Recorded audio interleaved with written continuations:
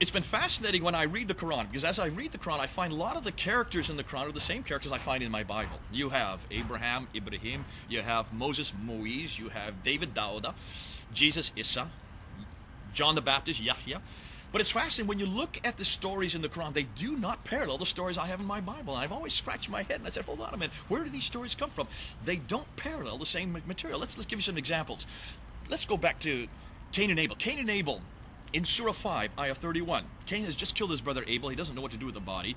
He looks over and he sees a raven scratching in the ground. So he says, well, I'm going to follow what the raven does. And he buries his brother like he sees the raven doing. Terrific story. It's not in my Bible. So where does it come from? We know exactly where it's come from. We've done source criticism on these accounts, and we can go back to them. And we find that in the Targum of Jonathan ben Uzziah, also the Targum of Jerusalem, and also the Birkei Rabbi Eliezer, 3 different accounts from the 2nd century which talk about the same story. It seems that these were borrowed from those accounts. What's interesting is the next verse, because in verse 32, it suddenly changes. There's a reference there about the blood of Abel. And it mentions that he who takes the blood of one is as if he takes the blood of all, and he who saves the blood of one is as if he saves the blood of all. This is a very popular reference that is used by Muslims today to stipulate that Islam is the religion of peace, because they don't take people's blood, they actually save people by not taking their blood. The difficulty is, what is it doing after verse 31?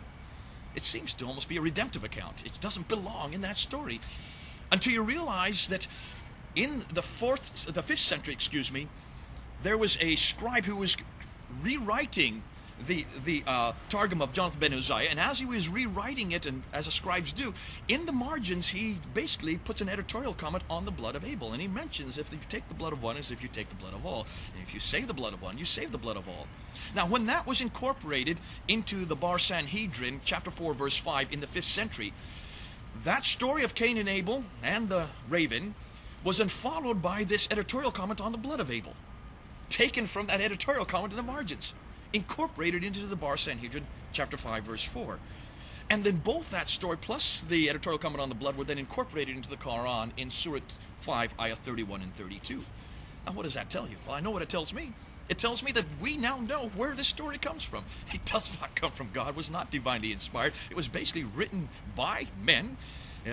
The earlier part written in the 2nd century, and then an editorial comment which was added in the 5th century, put into the document in the 5th century, then borrowed and incorporated into the Quran probably the 7th or 8th century. We'll get into that later. Let's look at the story of Abraham in Surah 21. In the story of Abraham in Surah 21, ayah 51 to 71, we find Abraham in the middle of the night angered by all these idols that he sees. So he takes a large idol and destroys the smaller idols. The next morning, the people come to him and says, what have you done? And he says, well, don't ask me, ask the large idol. And of course, they can't talk to the large idol. So they take Abraham and they throw him into a fiery pit.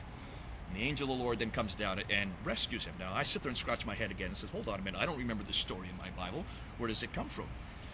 And we've scoured, we've done some source criticism. We know exactly where it comes from. It comes from Midrash Rabbah.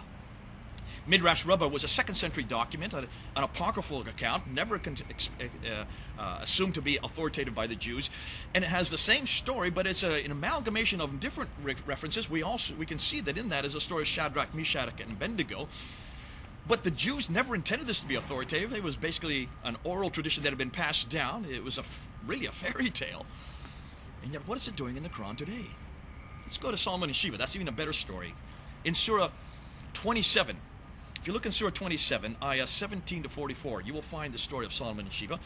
Solomon takes his birds and he uses them in battle. It's the first air force ever invented. And he would take his birds and they would fly up above the enemy and they would drop stones down on the enemy. On the bottom of the stones is the name of the men that they were going to kill. And he would train his birds every day. And every day he would march them. And one day he noticed that the hoopoe bird was missing and he got angered. Where's my hoopoe bird?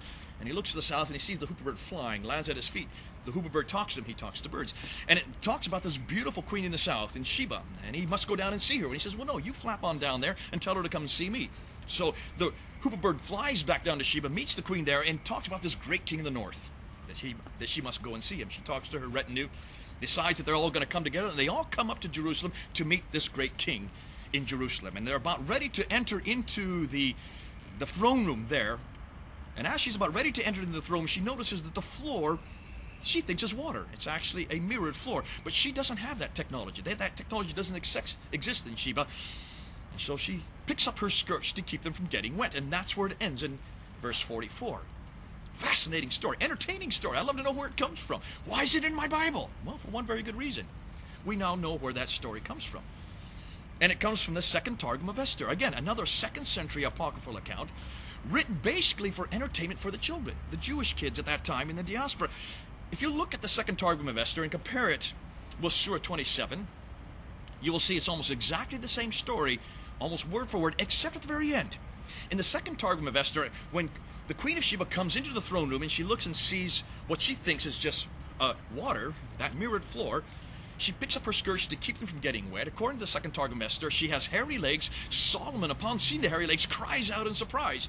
Now, that is not incorporated into the Quranic text for a very good reason. But what does that tell you? What does it tell me? I'll tell you what it tells me.